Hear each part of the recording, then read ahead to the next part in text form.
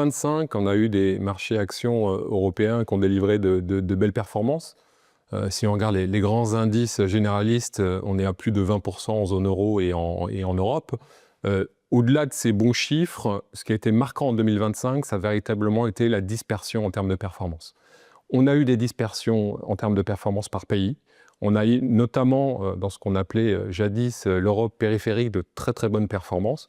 Si on regarde l'Italie, on est sur des performances à plus de 35%, ce qui en fait la meilleure performance depuis 1998. Et en Espagne, à plus de 55% de performance, dividendes inclus, ce qui en fait la meilleure performance depuis plus de 30 ans, 1993. En retrait, ça reste encore une fois des belles performances. On a en tête le CAC 40 en France, plus 14% avec les dividendes, c'est une bonne performance. Et en Europe, les marchés qui ont un peu sous-performé, c'est le marché notamment danois. On sait pourquoi. On a le leader mondial du diabète et de l'obésité, Novo Nordisk, qui était il y a 2 ans la première capitalisation européenne, qui a perdu quasiment 50% sur l'année. Donc une forte dispersion en termes de performance sur les pays. Même chose sur les secteurs. Le secteur bancaire est celui qui s'est le plus démarqué avec une performance de plus de 75% en Europe et de plus de 90% en zone euro. Et d'ailleurs, c'est très souvent cette performance sectorielle qui explique la performance des pays, au sens où l'Italie et l'Espagne sont fortement pondérés sur le secteur bancaire. Donc, très bonne performance du secteur bancaire. Ensuite, on a des secteurs qui ont délivré également plus de 30% de performance. On retrouve les utilities, on retrouve l'assurance, les produits de base.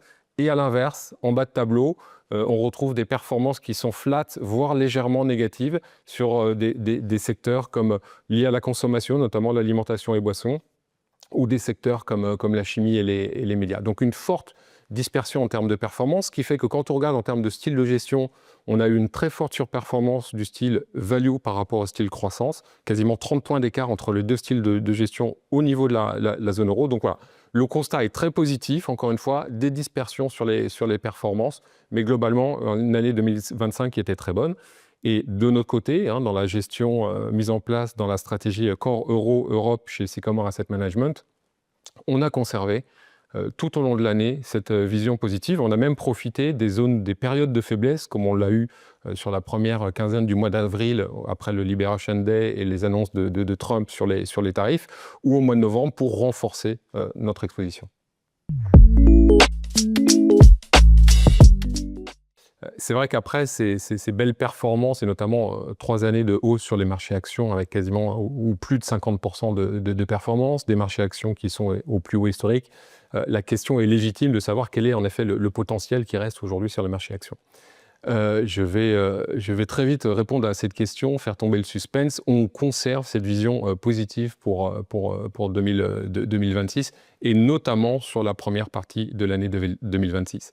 Et ce qui est intéressant de voir dans le mouvement et le comportement du marché américain, c'est de voir que, encore une fois, j'ai envie de dire malheureusement, l'Europe suit le mouvement initié aux États-Unis. Et ce qui est intéressant de voir sur ce qui s'est passé aux États-Unis, c'est qu'on a eu 2 ans et demi de très très fort re-rating entre mi-2022 et fin 2024. Si on regarde le S&P 500, le PER est passé de 15 fois à 22 fois. Et l'année dernière, aux États-Unis, en 2025, on a eu une performance du marché américain qui n'a fait que refléter la croissance des résultats des sociétés américaines, et on n'a plus eu ce re-rating. Le PER du S&P 500 a terminé l'année à 22 fois, c'est exactement le niveau qu'il avait fin 2024. Et on fait un peu cette analogie, et c'est un peu le sentiment qu'on a aujourd'hui en termes d'anticipation, c'est que le marché européen est en train de suivre ce mouvement, avec une différence de taille, c'est 1 an de retard. C'est-à-dire que le re-rating européen n'a pas commencé mi-22, mais mi-23. On sait pourquoi. On a eu au printemps 2022 le début du conflit en Ukraine, et notamment les inquiétudes et l'envolée au niveau des prix de l'énergie et du gaz. Donc le re-rating a débuté en Europe avec une année de retard. Et on est passé sur le marché européen donc de 11 fois à 15 fois en fin d'année dernière.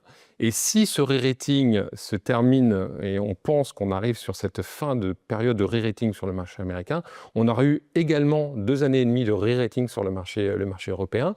Et donc, on est en droit de penser qu'en 2026, les marchés européens vont évoluer en phase avec la croissance des résultats des sociétés européennes. Et dans ce cadre-là, on est très confiant pour dire que 2026, après quand même 3 années de stagnation des résultats des entreprises européennes, 2023, 2024, 2025, on n'a pas vu de croissance sur les résultats malheureusement en Europe, on est très confiant pour dire qu'en 2026, on devrait retrouver une croissance de résultats à 2 chiffres. Aujourd'hui, le consensus est entre 12 et 15%.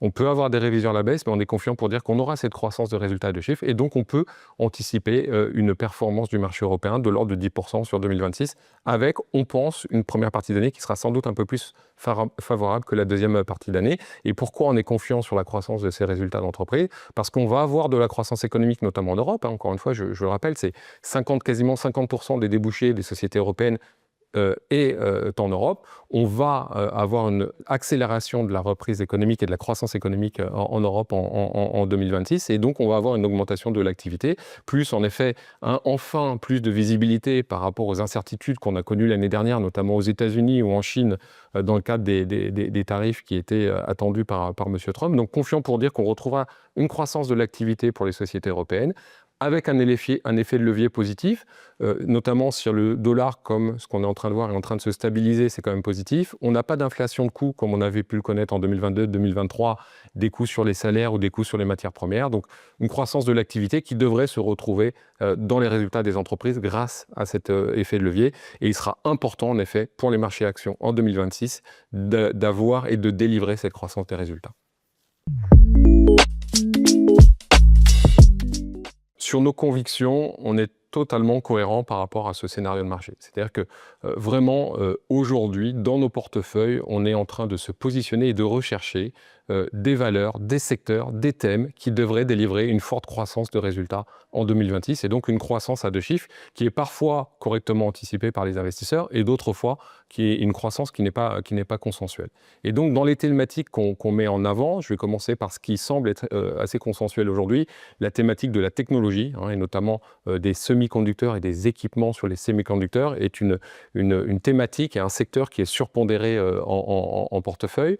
On a la thématique des industriels au sens large également sur lequel on est très confiant pour voir une croissance des résultats en 2026. Alors, le segment industriel est très diversifié et très large. Ce qu'on apprécie au sein de ce secteur-là, c'est le secteur de la défense. Sans surprise, on sait très bien que les pays européens, et notamment l'Allemagne, va véritablement accélérer au niveau de ses dépenses de défense en 2026. Et donc là, les groupes européens devraient en bénéficier. Et également au sein du secteur industriel, on aime ce qu'on appelle les electricals et des groupes qui, là aussi, devraient bénéficier d'un environnement porteur en 2026.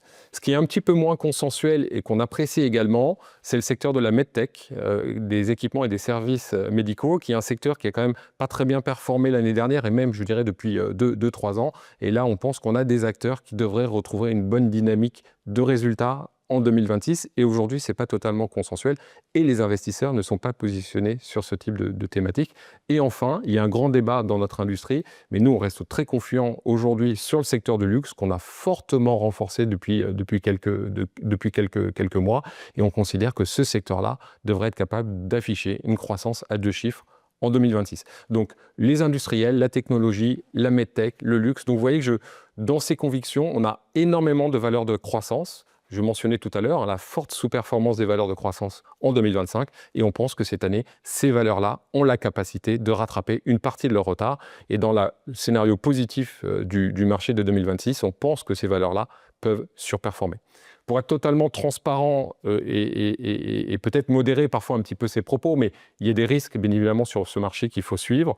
Le risque, il est lié à ce scénario central qui est important sur la croissance des résultats. On a vu qu'en 2025, on avait eu des révisions en baisse sur les résultats, notamment du fait de la dépréciation du dollar contre euro. Donc c'est un sujet à suivre de près. Et puis en plus, on a toujours ces risques. Je dirais, on commence malheureusement un petit peu à s'y habituer, mais il faut être vigilant sur les risques politiques et les risques géopolitiques. Et si je devais rajouter un dernier risque à monitorer, c'est le risque plus global de la dette publique. On voit bien que les sujets politiques et les tensions qu'on a au niveau politique résultent très souvent d'un problème de dette publique. Et la dette privée, et là aussi au sens anglo-saxon du terme, hein, sur le non-coté. On a vu en fin d'année dernière aux États-Unis notamment quelques accidents. Et si en effet ce robinet de financement aux États-Unis qui est important venait à se fermer ou à se tarir, bien évidemment on pourrait assister à un ralentissement assez fort au niveau de la croissance économique américaine. Donc c'est un sujet à suivre. Mais encore une fois, je parle ici de risque qui se cantonne à notre scénario de risque et véritablement le scénario central est un scénario positif sur 2026 et notamment sur la première partie de l'année.